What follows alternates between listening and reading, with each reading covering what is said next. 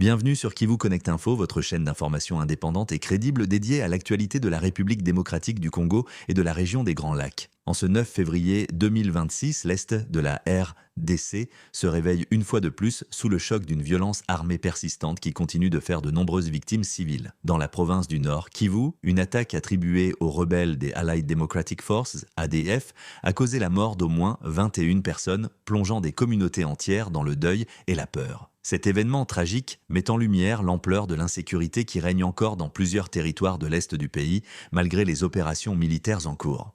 Selon les autorités locales et plusieurs sources concordantes, l'attaque s'est produite dans le territoire de Lubero, plus précisément au sein du groupement de Bapakombe, une zone déjà fragilisée par des violences répétées. Les rebelles ADF ont mené des attaques simultanées contre les villages de Boti, Izigo et Mambimbi, prenant pour cible des populations civiles sans défense. Des habitations ont été incendiées, des biens pillés et plusieurs familles ont été brutalement surprises en pleine nuit, selon des témoignages recueillis sur place. Le bilan humain, initialement estimé à 14 morts, a été revu à la hausse après la découverte de nouveaux corps, portant le nombre de victimes à au moins 21 personnes tuées. Les autorités locales précisent que plusieurs habitants restent portés disparus, laissant craindre un bilan encore plus lourd. Cette attaque a provoqué une onde de choc dans toute la région, poussant de nombreux habitants à abandonner leur village pour se réfugier dans des zones considérées comme plus sûres. La cité de Kambo accueille actuellement un grand nombre de déplacés internes, vivant dans des conditions précaires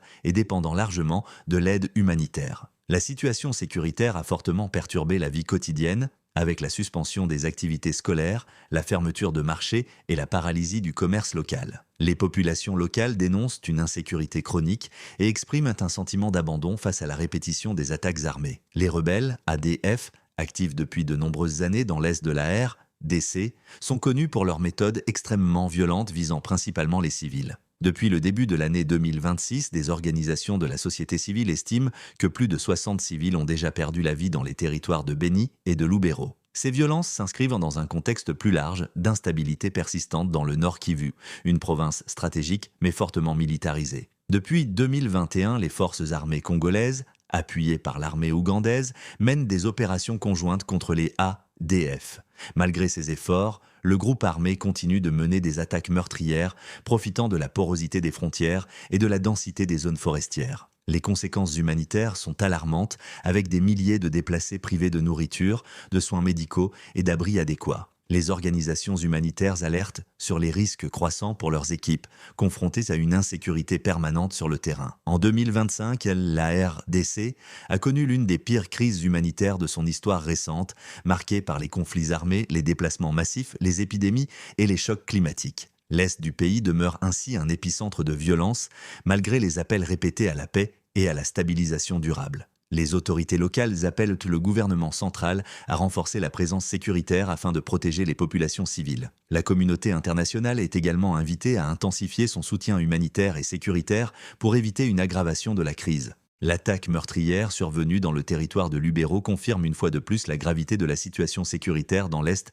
de la République démocratique du Congo. En ce 9 février 2026, les civils continuent de payer un lourd tribut à un conflit qui semble s'enliser malgré les opérations militaires et les efforts diplomatiques. Sur Kivu Connect Info, nous restons engagés à vous fournir une information fiable, professionnelle et proche des réalités du terrain. N'oubliez pas de vous abonner, de partager cette vidéo et de rester connecté pour suivre l'évolution de l'actualité en RDC et dans la région des Grands Lacs.